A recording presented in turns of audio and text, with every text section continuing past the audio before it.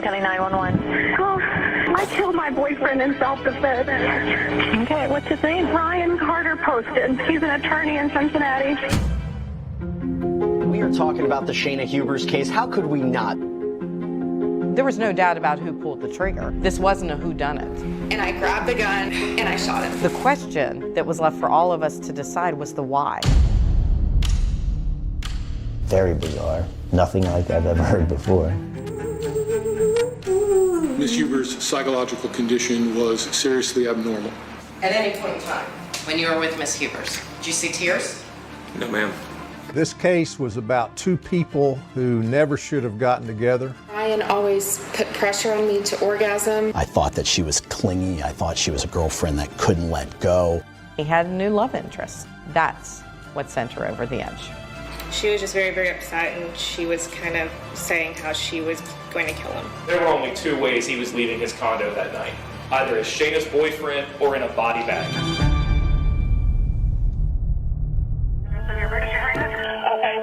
Your wife is in a bar. You said she's under Sanjay. This is what he's going to tell you. How to get out of that situation. And I grabbed the gun. Trying to find the first place to put a body. No, sir. The only thing they could do was kill him. You want to say anything? We, the jury, and to find the defendant.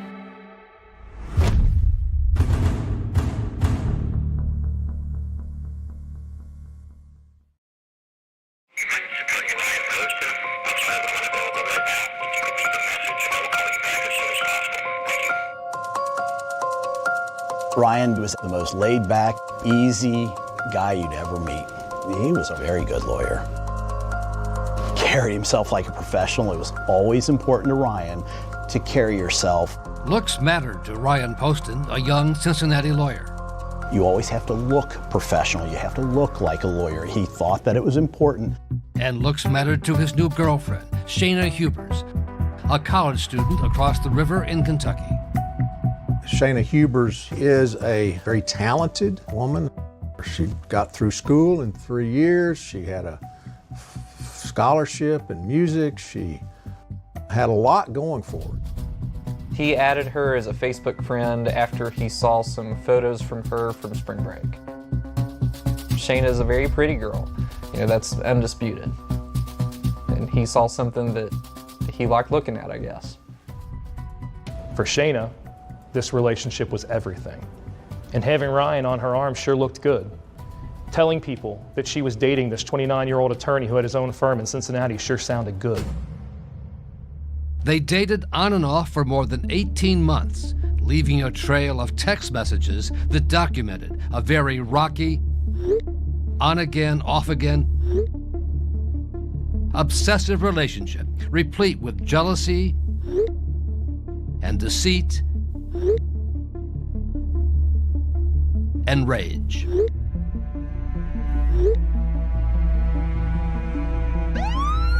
A relationship that would end with Ryan Poston dead on his apartment floor and Shayna Hubers on trial for murder. I grabbed the gun and I shot him. In the days leading up to his murder, Ryan was pulling away.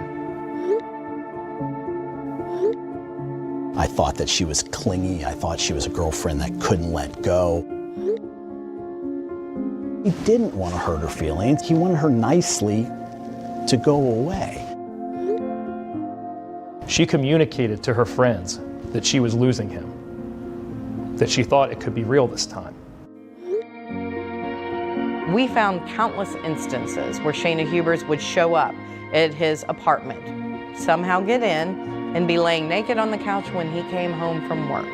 And Ryan just wasn't that into her. She tried everything she could from a sexual perspective to get that interest. It just wasn't working. He had finally found the strength to say he was done. Business was good. His friends were good. And he had a new love interest. That's what sent her over the edge. A former Miss Ohio, Audrey Bolte. Ohio. On the night he would die, Ryan and Audrey were supposed to go on their first date. I think Shayna Hubers would have been upset if Ryan Poston was dating anybody else, but when you throw into the mix the fact that this was a beauty queen, I think that really sent her off. She had downloaded a picture of Audrey when she became Miss Ohio, downloaded that onto her computer just hours before Ryan was shot and killed. It all came to a head just after 8 o'clock on a Friday night at Ryan Poston's apartment in the Cincinnati suburb of Highland Heights, Kentucky. Campbell County 911. Oh, I killed my boyfriend in self-defense. Okay, hold on. What did you kill him with? A gun, a loaded gun in the house. Tell me where the gun is right now. The gun is in the house. I laid it on the bookshelf. Where are you? I'm standing about 10 feet from his dead body. Okay, are you sure that he is dead? He's dead, ma'am. He's completely dead. We later found out that she had called her mother first. She made the statement that she waited 15 minutes to call the police. I don't know what would have happened had she stopped right then and called 911. He may have still had a chance. I'm not a murderer, ma'am. I just killed him. What happened exactly? What happened? He beat me and carried me out of the house. He didn't. He beat me and tried to carry me out of the house, and I came back in to get my things, and he was right in front of me, and he reached down and grabbed the gun, and I grabbed it out of his hand and pulled the trigger. Okay. All right. Do you need an ambulance? Have you been injured? I'm not injured, ma'am. I was thrown into the side of the couch. Okay. Have you had a history of domestic violence with him? Yes. So he slammed you into the couch, but you don't have any injuries? I don't have any injuries. I was just very frightened. He's a lot bigger than me. He's 6'3", 200 pounds. I'm 5'8", 120. He threw me across the room, and I was very startled. I was laying on the floor. Okay. And I killed him. And then the call ended with this astounding admission from Shayna Hubers. And then because he was twitching and I knew he was going to die anyway, and he was making funny noises, I shot him a couple more times just to kill him because I knew he would have been. I'm sorry, you said you shot him a couple more times after that? Yeah. How many times did you shoot him total? I don't know. Okay, because he was twitching and you knew he was going to die, so you shot him again? I had to make sure he was dead because he was twitching so bad. I didn't want to watch him lay there and twitch. So you shot him instead of calling 911? I did because I knew he was going to die anyway. Shayna Hubers was not done yet. What would happen in this interview room would either clinch her guilt or prove she acted out of self-defense or was so emotionally disturbed that she could not be convicted of murder.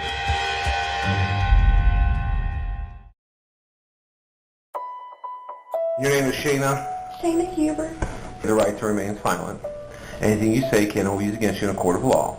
After giving her Miranda, she said that she wanted an attorney, and I pretty much quit asking her questions. She started talking. I don't have any serious injuries that I could have had. Right. And I shot him in self-defense because he's done stuff before where I've hit my head on a headboard and could have died. She didn't like to be in there by herself. She wanted someone there the whole time to hear her side of the story, to hear her talk. It's really messed up that we had to get into a physical fight and that this had to happen, you know. And if I could go back and go over again, I would rather have my head beat into the coffee table. We were obviously ready to listen and wanted both sides of it. And, you know, at this point that we have enough information to know if there had been a past of any type of abuse. That night we didn't know that. And he had put his arm across the table and had it in my face and was screaming at me at the top of his lungs after he had thrown me around the room. And was saying emotionally to me, "You're a fucking hillbilly. I fucking hate you. I hate your fucking Eastern Kentucky accent. I hate your mother. I hate you. I hate everything about you for what you are." At one point she said he picked her up and threw her across the room. He was throwing me around the room. And then he drug her out and threw her out the door. You know, there's going to be some red marking, some kind of bruising, something that would indicate there was some struggle. There was nothing like that in this case.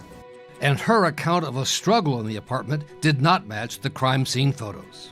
Nothing was disturbed on the table. The bookcase had bullets standing on end, had pipes, like smoking pipes, had books. Nothing knocked over. He was like this. And then Shayna began to recount her version of Ryan's final moments. It went like this, literally. That's when I knew he was dead, or close to it, and twitching.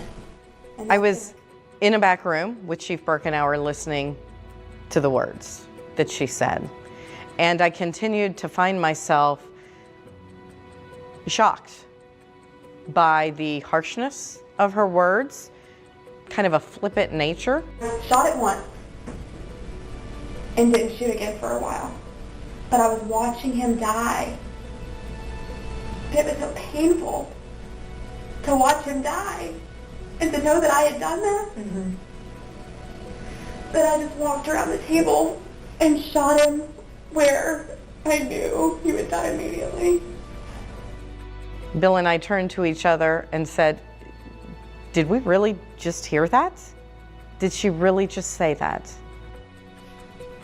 Over the years, I've seen people who have been in shock. I've never had anybody tell me that someone pirouettes when they're in shock, that someone sings when they're in shock,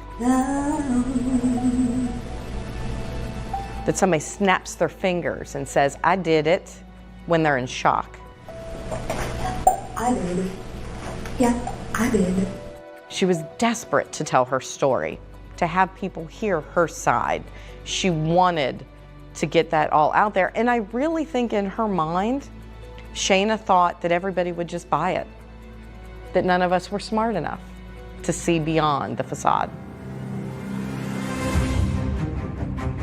For prosecutor Michelle Snodgrass, it seemed like a slam-dunk case of murder.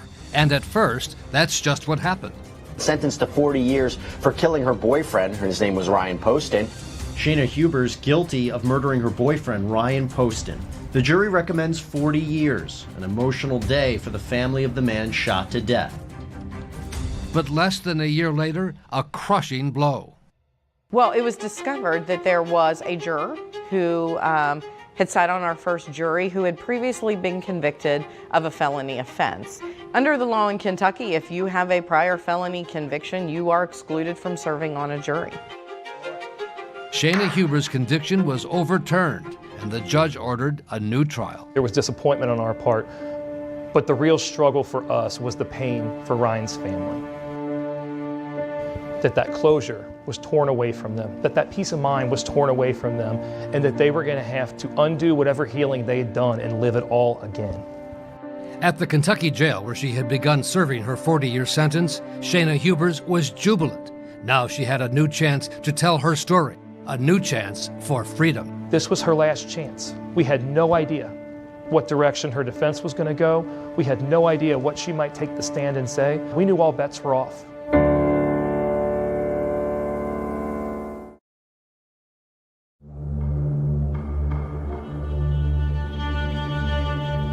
There's a big river separating northern Kentucky from Cincinnati. You will find on juries here, as opposed to possibly over the river in a bigger city, that people believe in more traditional values. People expect people to conduct themselves in a certain way.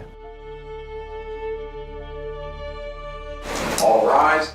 But there would be nothing traditional in this trial. It was now in session. Honorable Dan Zalek presiding. Please be seated. Commonwealth of Kentucky versus Shayna Hubers, 12 CR 954. Including graphic testimony about the couple's sex life. Okay, at this time, the court calls upon the Commonwealth to commence opening statement. Ladies and gentlemen of the jury, Ryan Poston was alive for each of the 6 shots that Shayna Hubers pumped into his body. He was alive when she shot him here, here, here, here, here, and here. And he was alone, except for the woman standing over him, gun in hand. His murder her. Shayna's young, she's attractive, she's articulate, she's well dressed. The jury walks in and they see this girl and they might not think, looking at her, that she's capable of something like this. And that's why it was so crucial to give them the picture of who she really is. You're gonna come to see that she is jealous and she is calculated, and most of all, ladies and gentlemen, she is manipulative. Someone who would go to the ends of the earth to get her way, because in her world, what Shayna wants, Shayna gets, and what she wanted more than anything in 2012 was Ryan Poston.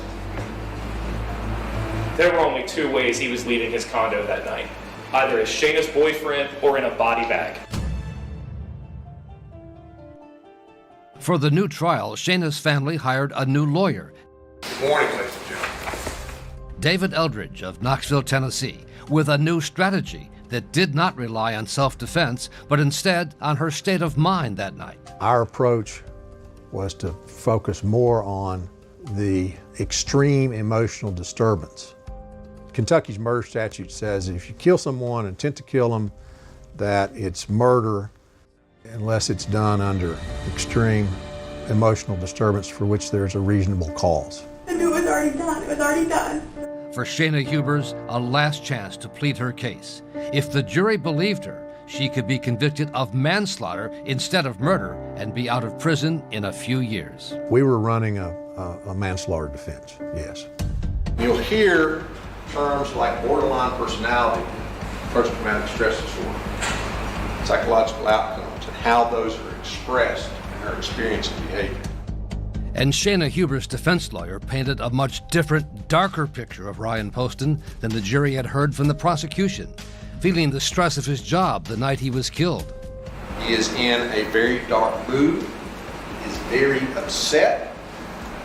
Not too long after she arrives, he lights into her verbally, critical of everything there is to be critical of her about.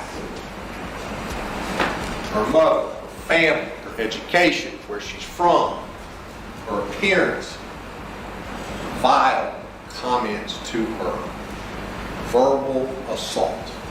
And you will hear about how he looked, how his eyes were frightening, scary, dark. Burst out the door and physically attacks her. First slams her arm into the door, physically attacks her.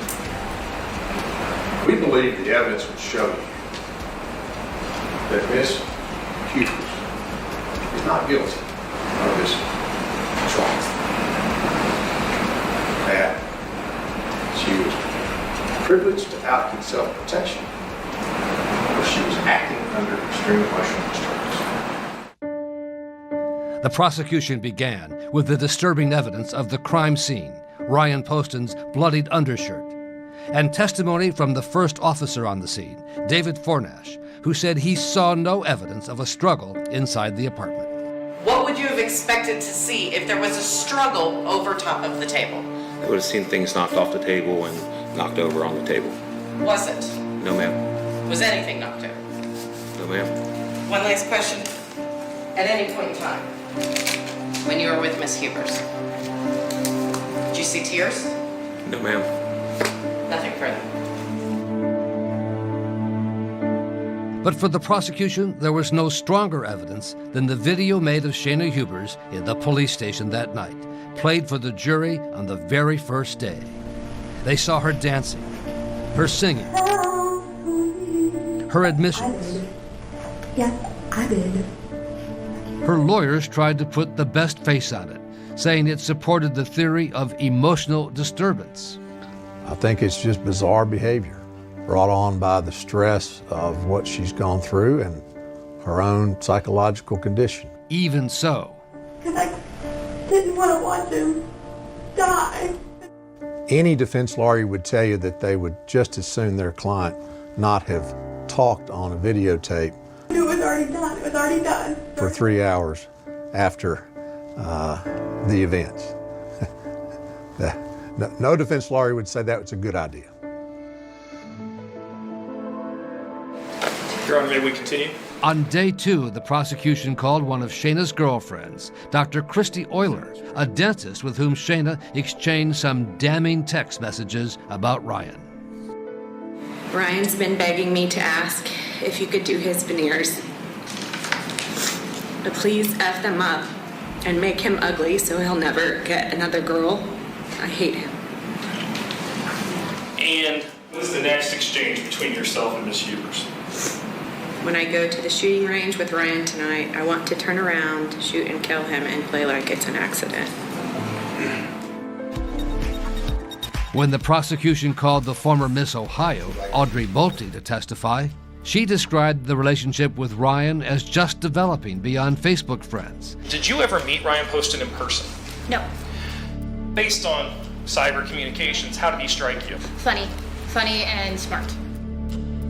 To be frank, I think that Miss Ohio was called as a slap in the face to Shayna. I think they did it to get under Shayna Huber's skin. I really do. Mr. Alden, please proceed with cross-examination. Shayna Huber's lawyer used the beauty queen's testimony to show how Ryan was two-timing Shayna. Do you recall that he told you that he had plans to watch the vice presidential debate with his parents? Yes. Now, did he tell you that he was also watching the debate with his girlfriend?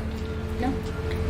Our position at trial was that he was sending a lot of mixed signals as to what his desires were in terms of a relationship with Shayna Hubers. She had been invited to his parents' home, which she took as a signal that their relationship was going to move forward. And that obviously was not what he had in mind, apparently. And for this second trial, the prosecution had a dramatic new witness, a salesperson at a local mall where Shayna had gone shopping in the hours before she shot Ryan Poston, appearing to be upset. Did you learn by listening what that individual was upset about? She found out her boyfriend was seeing somebody else. She was just very, very upset, and she was kind of saying how she was going to kill him multiple times. Can you say that again, please? I was talking over you. Multiple times. The prosecution closed its case with testimony from women who had been cellmates in jail with Shayna Hubers and said she admitted making up a story that Ryan had raped and physically abused her. What did she tell you? About the rape and the abuse, that it did not happen that night. Nothing further. Now, Shayna Hubers and her lawyer, David Eldridge, had to make a big decision. Should Shayna take the stand the following morning? Shayna Hubers wanted to testify, and that's her absolute right to do so.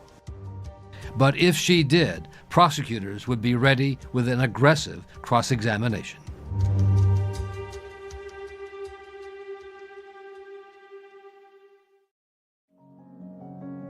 The defense of Shayna Hubers started strong, with neighbors who lived in Ryan Poston's apartment complex. Would you raise your right hand? It helped to back up Shayna's claim that she had been abused months before by Ryan. This summer, she came to my door and was crying, and so I let her in. And she had like a red mark on her arm, right in here, maybe about the size of a handprint. Okay. And I said, what happened? And she said that she had gotten into an argument with Ryan, and he picked her up and threw her down in the hallway out of his condo. I told her that she needed to call the police. Central to the defense case was a diagnosis that Shayna Hubers, for all her talents and charm and beauty, suffered from a borderline personality disorder, a diagnosis delivered by psychologist Dr. Thomas Schacht. My opinion is that at the time she shot Mr. Poston, 2012, Ms. Huber's psychological condition was seriously abnormal. And you also learn that the effects of borderline personality disorder are most intense in the early to mid-20s. And so she was at a particularly vulnerable time in her life. Okay, your next witness. In order to run that defense. Time. I'm going to call Shayna Hubers. It was, for all practical purposes, necessary for Ms. Shayna Hubers to testify. Ma'am, would you raise your right hand? Do you solemnly swear or affirm that the statements and testimony you give at this trial will be true and correct? Yes. Ms. Hubers? You nervous? Yes. Did any sleep last night? Not at all. I don't think I was surprised that Shayna testified because we knew that she had to try something different. And for the defense strategy to work, to prove she shot Ryan Poston 6 times because of an emotional disturbance, she had to testify about the most intimate issues in their troubled relationship, what reporters came to call the orgasm defense. There were continued issues throughout the relationship about the issue of orgasm. And how did you respond to that?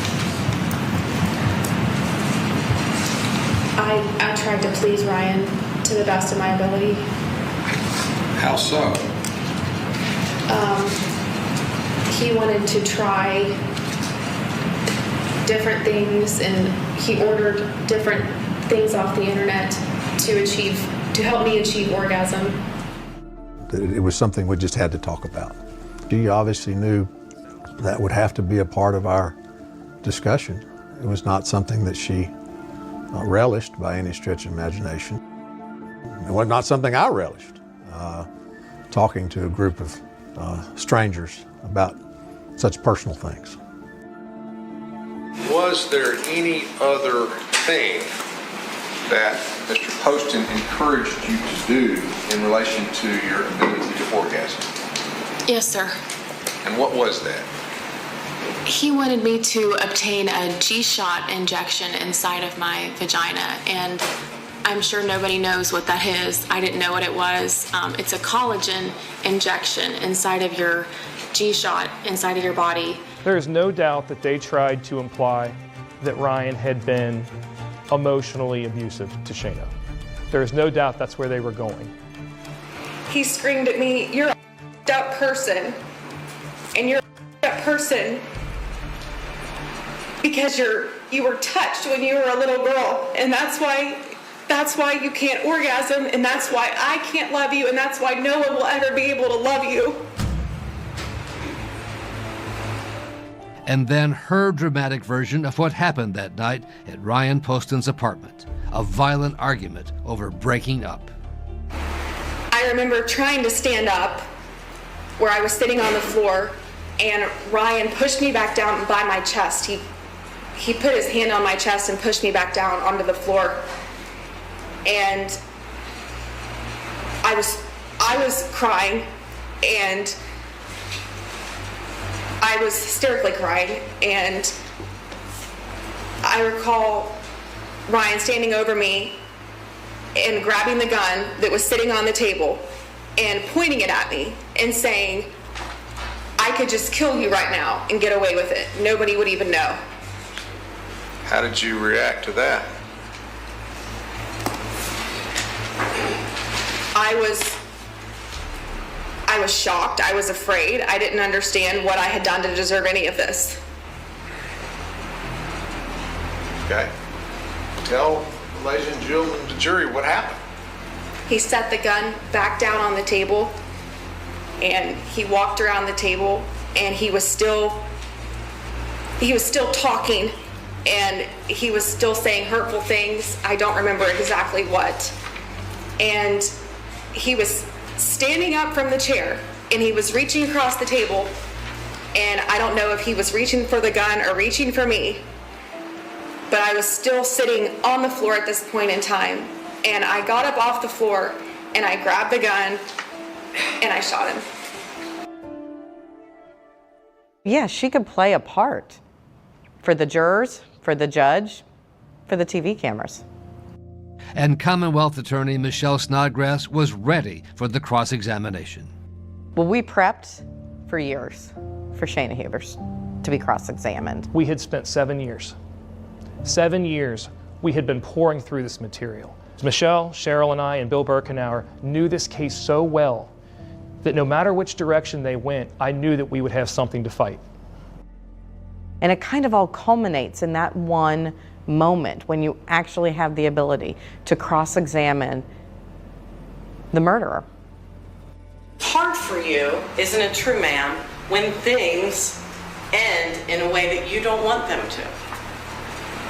Sure, that's difficult for me. Using some of the thousands of text messages between Shayna Hubers and Ryan Poston to challenge the claims that Ryan was the sexual aggressor. If you would read those messages.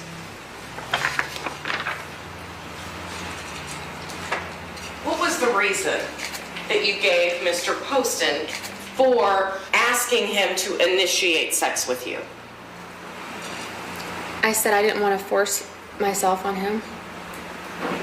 Any more? Was that also on there? Yes. Yeah, any more. You didn't want to have to force yourself. Objection, Judge, to repeating the I'm sorry, I withdrawn. Thank you, ma'am. And another from Ryan to Shayna to show he was not the callous brute she had described. What did he say? Tell the jury what he said to you. I know you did, and I really appreciate all of it, but it really makes it that much more apparent to me that you should probably be pursuing a relationship with one of those guys you were telling me about a couple of weeks ago. Okay. It is always, always nerve-wracking to have a client be cross-examined, no matter the circumstances. Especially when the questions turn to that tape of Shayna Hubers in the police interrogation room and her disturbing attempt at humor over the bullet she fired into Ryan's face. And I will never forget when she said that she gave him the nose job that he always wanted. He's very vain. One of our last conversations we had that was good was that he wants my best friend who's a dentist to do his veneers and wants to get a nose job. Just that kind of person. And I'm right here. I gave him his nose job. He wanted. Nothing with Shayna surprises me. Any chance to be heard? I think there are true people that are sociopaths, that have no concern, no empathy for anyone else. And that's what I thought I was looking at. The prosecution wanted to show she was coherent throughout, hardly crazed or out of her mind. I don't think that what I did was necessarily, like, completely wrong, you know? I'm not saying that my statements weren't coherent. I'm saying my mindset wasn't completely coherent. But there were some things throughout the course of your statement that were consistent. Okay. And seeing him twitch and it being painful for you was one of those things that was consistent and said by you over and over again. I said that. And because you didn't want to watch him die, you shot him more times, in your words, to the point where you knew he was dead. I said those things. Is that similar?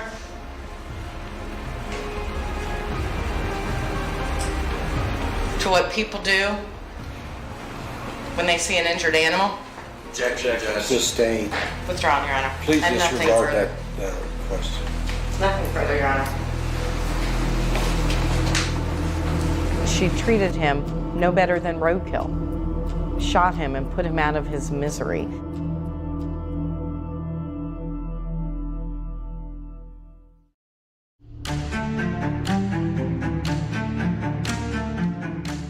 All rise. Kent County Circuit Court Division 2 is now in session. Ladies and gentlemen, at this time, we will begin closing arguments, and by rule, the defendant goes first. Ladies and gentlemen of the jury, we have told you the truth about Shayna Hubers. Good, bad, embarrassing, humiliating. Certainly we wanted them to go into the jury room thinking that Shayna Hubers acted that night under an extreme emotional disturbance for which there was a reasonable cause.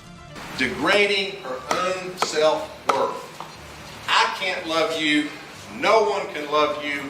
You can't orgasm because you were touched as a child, and no one will ever love you. At that time, physical and verbal assault on Ms. Hubers. And it's against that backdrop that they end up on opposite sides of this table with a gun on the table. Shayna's condition combined with Mr. Poston's actions combined to create that extreme emotional disturbance, and thus she was not guilty of murder. Ms. Snodgrass? Yes, Your Honor. Hell hath no fury like a woman scorned. He's burning in hell, and it feels good. Those are her words, not ours. Shayna Hubers has proven herself over and over and over and over again to not be trustworthy with her actions or her words. She will lie to get what she wants, just like what she said before. I'll go to the ends of the earth to accomplish my goal. She shot him in the head. What kind of a person is it that raises the gun again and aims and fires again? And if celebrating Ryan's death isn't enough to show you that she danced, that she came from evil or malicious purposes, how about this? I did it. I did it. I don't know what could sound more malicious than that. The celebration of taking another person's life. My job was to make sure that the jury knew that once we cleared out all the lies, and once we focused on Shayna's words, the crime scene, and the history in this relationship, that they would see that there was no other choice but murder. The trial had lasted 10 days, but the jury took only 5 hours to return a verdict. Probably would have felt better if they were out longer. We were beyond nervous, sick to our stomachs. Anything other than a murder conviction would have been a devastating defeat. All rise for the jury.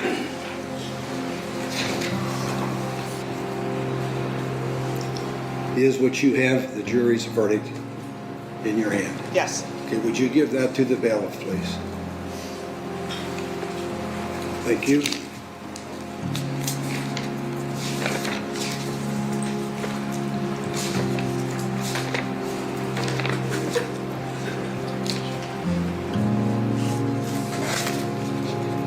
Okay, verdict form. We, the jury, find the defendant, Shayna Hubers, guilty of murder under instruction number 5, signed by the foreperson, Season.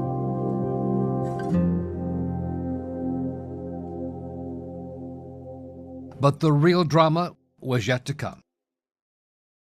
When the murder conviction came back, that was great and all, but that was just the first hurdle. Now it was time for sentencing. In Kentucky, when an individual is found guilty of murder, they can be sentenced to 20 to 50 years or life imprisonment. That was the range that the jury was given. And prosecutors felt anything less than the 40 years she had received in the first trial would be a defeat. We all agreed life was the goal this time. Not a murder conviction, not 40 years. It was life this time. And prosecutors called Ryan Poston's family, his sister and parents, to make sure the jurors understood the grief and emotion that his family still felt, even years after he was murdered. Are you related to Ryan? Ryan's my brother. Explain to the jury what you have with you. Because I'm 30 years old, I don't need to bring a teddy bear up with me. This teddy bear was made by Jay's sister. This is Ryan's shirt.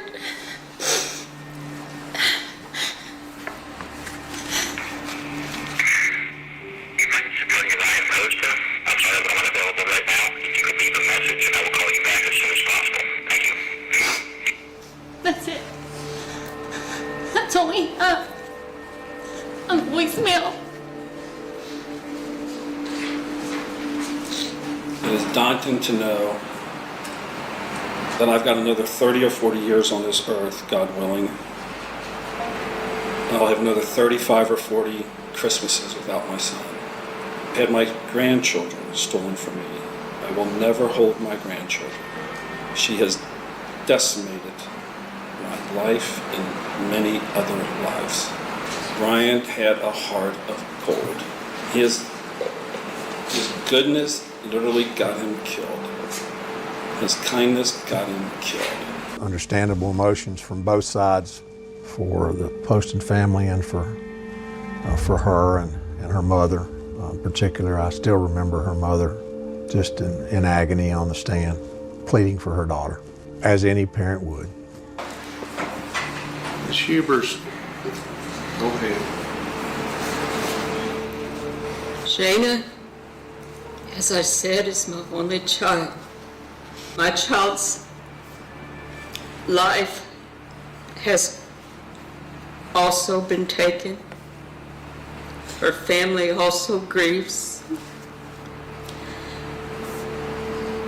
I'm not lessening or taking away from or trying to say that I don't understand the grief of this family, because I do.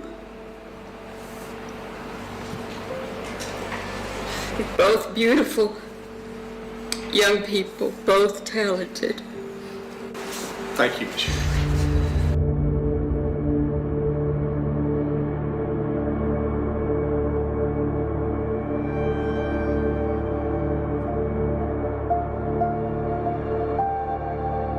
Again, it only took the jury a few hours to reach a decision. And do you have the verdict form?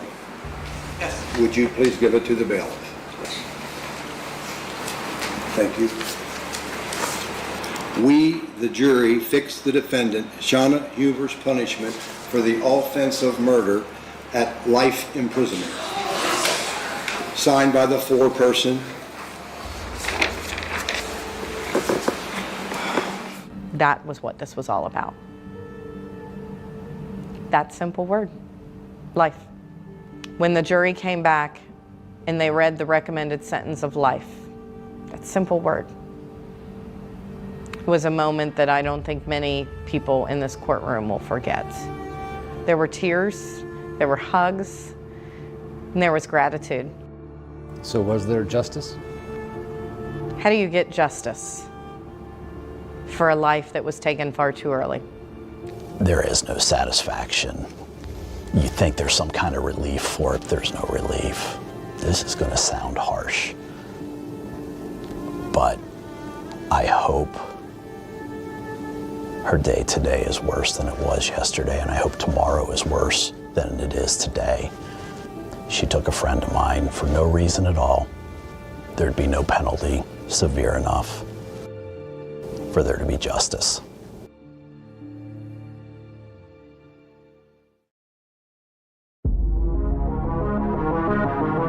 And a tragic update out of Escambia County, Florida tonight. The body of a private investigator missing for more than a month has been found. Saying that body they found around noon today is believed to be that of Taylor Wright. Deputies have charged Wright's friend, Ashley MacArthur, with second-degree murder.